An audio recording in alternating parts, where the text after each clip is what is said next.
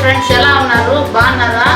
ఈరోజు మన కిచెన్లో మేక కాళ్ళ పులుసు చేస్తాం. రండి, ఇడ్లీకి దోశకి చాలా బాగుంటుంది. చూపిస్తాను, కావాల్సిన పదార్థాలు చూపిస్తాను. రండి. కాళ్ళు బాగా కడుక్కునేసి ఒక 12 విజిల్లు కుక్కర్లో పెట్టుకొని ఉడకబెట్టుకోవాలి. చూడండి, పీస్ అయిపోయింది. 12 విజిల్లు రావాలి. సరే, ఇలా పెట్టుకోవాలి. చూడండి, పీస్ అయిపోయింది. కుక్కర్లో 12 విజిల్లు పెట్టుకునేసి దానికి గ్రేవీకి కావాల్సిన పదార్థాలు కొంచెం పాయ కొంచెం నీళ్లుగా ఉంటేనే బాగుంటుంది. ఒక్కరవ కొంచెం చిక్కగా ఉండే దానికోసం మసాలా దినుసులు అనమాట. చూడండి, హోల్ గరం మసాలా, ధనియాల ఒక స్పూను, మిరియాల ఒక స్పూన్. దీనికి మిరియాలు కంపల్సరీ వేయాలి. కాళ్ళ పులుసుకి మిరియాల ఒక స్పూను, జీలకర్ర ఊరికి ఒక రవ్వ, ఒక పట్ట, 2 ఇంచుల పట్ట చిన్నవి, బిర్యానీ ఆకు, ఒక 2 స్పూన్లు కొబ్బరి పొడి, ఒక తెల్లగడ్డ, ఒక 2 ఎర్రగడ్డలు, అల్లం ముక్క చిన్నది, 2 పచ్చిమిరపకాయలు, కరింపాకు, కొత్తిమీర. ఇవి కావాల్సిన పదార్థాలు. చేసుకునే విధానం చూపిస్తాను. ఇడ్లీకి దోశకి చాలా బాగుంటుంది. కాళ్ళు వీక్గా ఉండేవాళ్ళు ఇది రోజు తింటే ఒక వారం 10 రోజులు అట్లా తింటే కాళ్ళకు శక్తి వస్తుంది అనమాట. చాలా మంచిది. చిన్నపిల్లలకు పెడితే ఇంకా ఎంత మంచిదో, కాళ్ళకు బలం వస్తుంది. ఇడ్లీకి దోశకి అన్నానికి సంగటికి చపాతీకి, కానీ ఇడ్లీకి సూపర్గా ఉంటుంది. గ్యాస్ వెలిగించుకొని బాండలు పెట్టుకొని ఇప్పుడు మసాలా దినుసులన్నీ వేయించుకోవాలన్నమాట.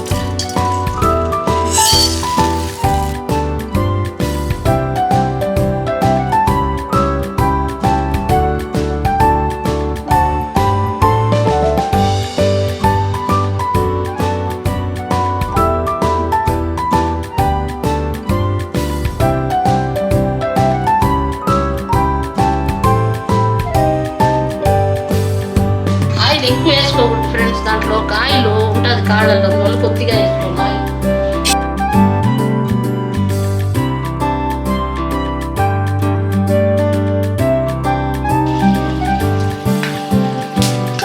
మసాలా దినుసులన్నీ దాంట్లో వేసినాం కదా, ఎక్కువ వేయకూడదు కాళ్ళ పులుసుకి. ఓకే,